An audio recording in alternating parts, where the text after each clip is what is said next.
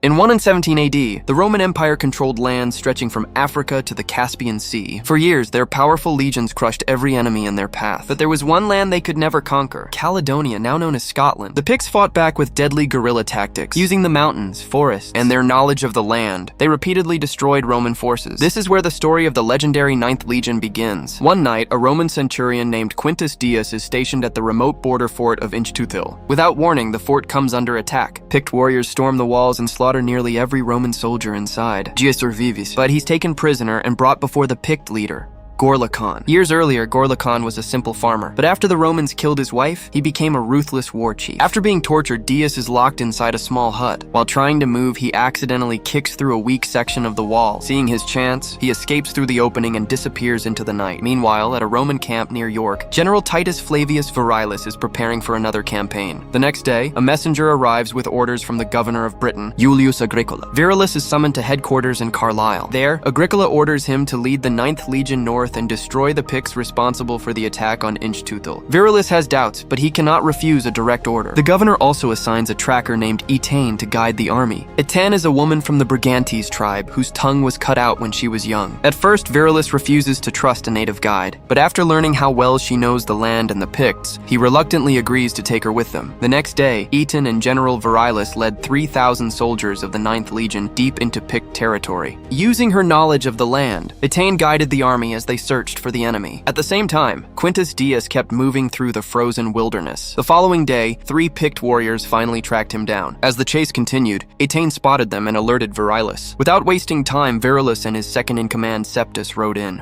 They killed the Pict warriors and rescued Dias. That night, Dias spoke with Virilis. The general invited him to join the campaign against the Picts. Dias accepted immediately. As the son of a gladiator, he was eager to fight. Later, he met the other soldiers. They explained that Virilis was respected by every man in the legion because he treated them like family. That's why they were willing to die for him. The next morning, the army continued its march. But as they entered a valley covered in thick fog, everything changed. Virilis ordered his men into a defensive formation. Moments later, flaming projectiles rained down from the hills. The attack shattered the Roman lines. Before they could recover, thousands of Pict warriors emerged from the fog. A brutal battle erupted. Without their formation, the Romans were slaughtered. Dias tried to reach Virilis, who was surrounded by enemies, but he was thrown from his horse and buried beneath the bodies of fallen soldiers. Virilis was captured alive. Then the truth was revealed. Etain had betrayed Rome from the very beginning. She had been working for Gorlakon all along. Later, Dias regained consciousness. He discovered that a handful of soldiers had survived. Bothos, Brick, Macro, Leonidas, Thax, and a cook named Tarak. Out of 3,000 men, only a few remained. When they learned Virilis was still alive, they made a decision.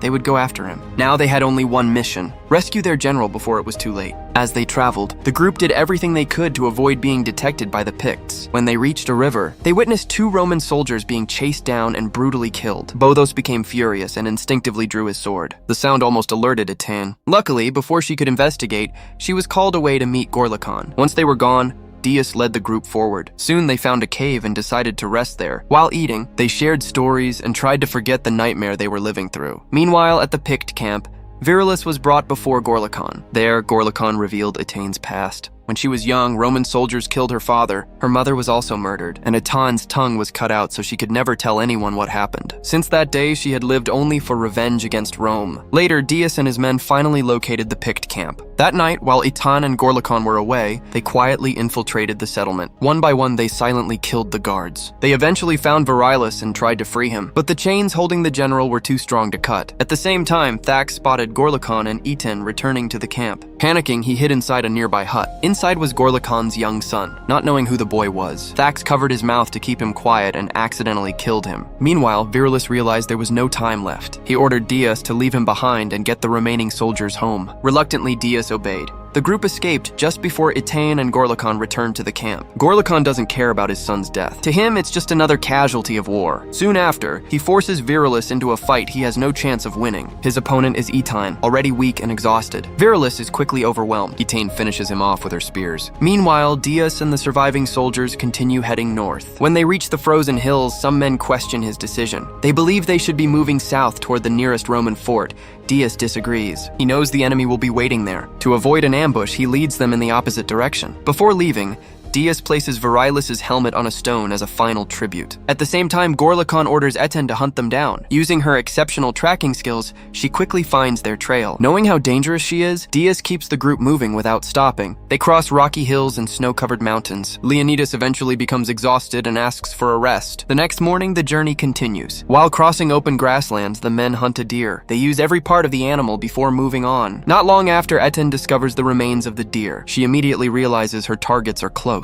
As the soldiers run through a forest, Tarak suddenly falls and badly injures himself. At the same moment, arrows begin flying from the trees. Eten and her warriors have finally caught up. Dias and the others drag Tarak toward a hilltop, only to discover they're trapped. Ahead of them is a steep cliff above a raging river. With no other choice, they jump. Tarak is struck by an arrow before he can escape. He falls into the river and dies instantly. Dias, Bothos, Brick, and Leonidas manage to reach the riverbank alive. Meanwhile, Macros and Thax become separated from the group. Before they can rest, Thax notices a wolf watching them from a distance. Without hesitation, the two men move on. As night falls, Dias and Brick grow frustrated. Somehow, Eten always knows where they are. At the same time, Leonidas develops a severe fever and can no longer continue. Realizing he needs a blanket, Dias and Brick secretly sneak into Eten's camp. They silently kill several guards before Dias questions one of the captured Picts. The man reveals the truth. One of Dias's soldiers killed Gorlikon's son. That's why Gorlikon wants revenge. At that very moment, Eten attacks their camp. She kills Leonidas and shoots Bothos in the leg. However, she deliberately leaves him alive to slow the others down. After the Picts leave, Dias and Brick help the wounded Bothos and continue their escape. The next day, Macros and Thax are still being chased by wolves. Then Thax betrays his friend. To save himself, he wounds Macros' leg and abandons him while the wolves close in. Elsewhere, Dias, Brick, and Bothos arrive at a small cabin deep in the forest. There, Dias meets the owner, a woman named Ariane. He convinces her that they mean no harm and asks for help treating his injured friend. Dias and Ariane talk, and she reveals why she lives alone in the forest. Her own people, the Picts, exiled her after accusing her of witchcraft. She treats Bothos' wounds with a homemade remedy and successfully stops the bleeding. Later, she cooks mushroom soup for them. At first, Bothos thinks she's trying to poison him, but after one bite, he asks for more because it tastes surprisingly good. The next morning, Dias heads to the river. There he finds Ariane fishing. Suddenly, the water turns murky. Dias immediately realizes Eten is nearby. He quickly takes Ariane back to the cabin. She hides everyone in a secret cellar beneath the floor. Soon, Eten and her warriors arrive. They search the entire cabin but find nothing. To distract them, Ariane insults Eten and pushes her into a rage. Eten is ready to kill her on the spot. Fortunately, one of her tribesmen stops her. The tribe believes killing a witch brings a terrible curse. With no proof and no choice, Eten finally leaves. Once the danger passes, Dias asks why Ariane helped them. Ariane reveals that she also hates Gorlikon. Her parents were tortured, and she was abandoned in the forest, forced to survive alone for years. The next morning, after Bothos recovers, the group continues their journey to the Roman fort. After a long march, they finally arrive, but the fort is empty. All the troops have been withdrawn by Agricola, after Emperor Hadrian ordered a new defensive line to be built farther south. The men are devastated. Everything they fought and died for has been abandoned. At the same time, Eten picks up their trail once again. Tired of being hunted,